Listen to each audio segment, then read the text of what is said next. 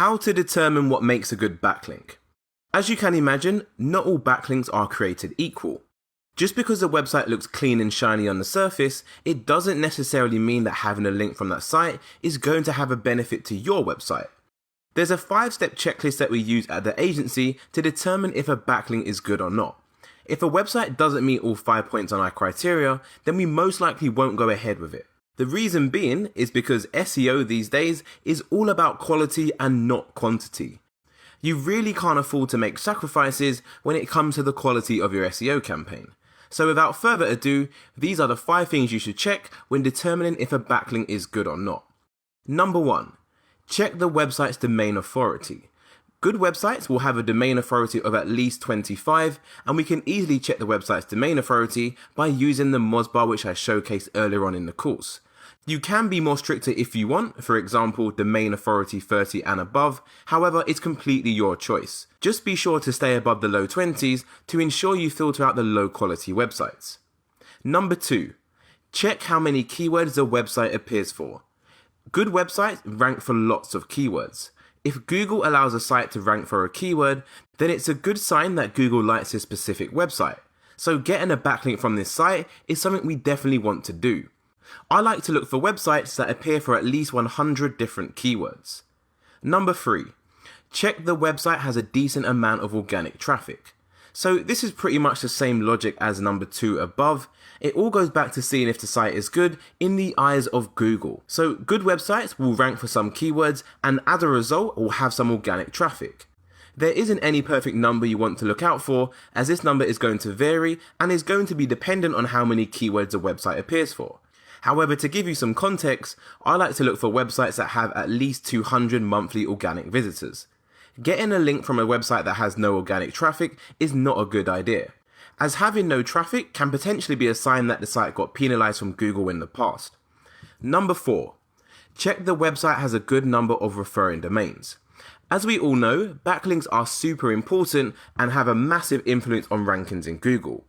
If you're getting a backlink from a website that also has its own backlinks, then that's a really good thing, as all of that link juice and all of that power it has from its own links will make its way over to your site as well, giving your website a bigger boost in Google.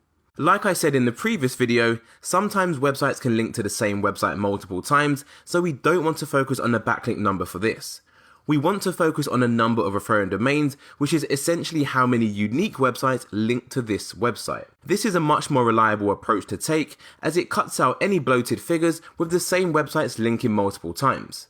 Securing a backlink from a website that has lots of referring domains is going to give your website a bigger boost in Google. I like to go for websites that have at least 50 referring domains, so websites that have at least 50 unique websites linking back to them. Lastly, number 5. Check that the page isn't linking out to tons of other different websites. Now, to be fair, this one isn't required, however, I like to do it just to ensure I'm future-proofing my website. Websites that link to multiple websites in the same article mean that they're going to provide a smaller SEO boost to your website, as that link is going to be diluted and split across all the site's reference. So ideally, you want to get links from articles that only mention your website and potentially one more just to keep things natural. As always, instead of just giving you the theory, it's time to show you how this works with a real world example. So what I've done is I've gone over to SEMrush, I've searched for yogamatters.com, and I've gone over to the backlinks just to look at all the backlinks they have so I can find one and use it as an example in this video. And that is exactly what I've done. So this is a backlink I found in SEMrush, which is pointing to yogamatters.com. So let's go ahead and follow our 5-point criteria. So the first thing was to check the domain authority. So let's go ahead and check the domain authority now using the Mozbar which I showed you earlier on in the course.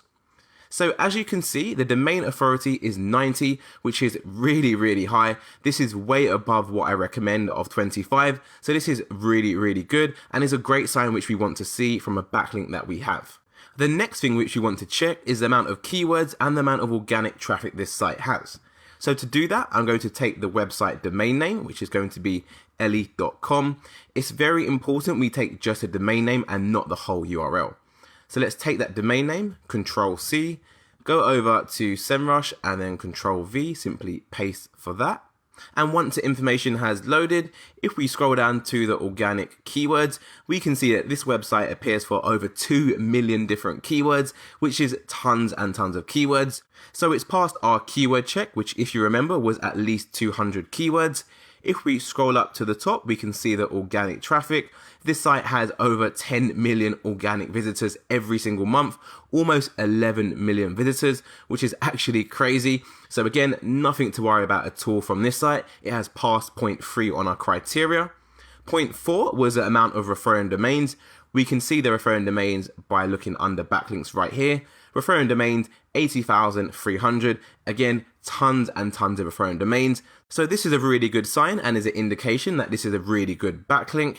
And our fifth and final thing we need to check on our 5-point criteria is to check how many other pages this article links out to. So if we go back and look at the article, you can see it has yoga right here, which is an internal link. We know that because we can see the URL at the left-hand bottom side of the screen. And if we do click this, it will just open another page on ellie.com. As you can see, it's done so like that, which is perfectly fine.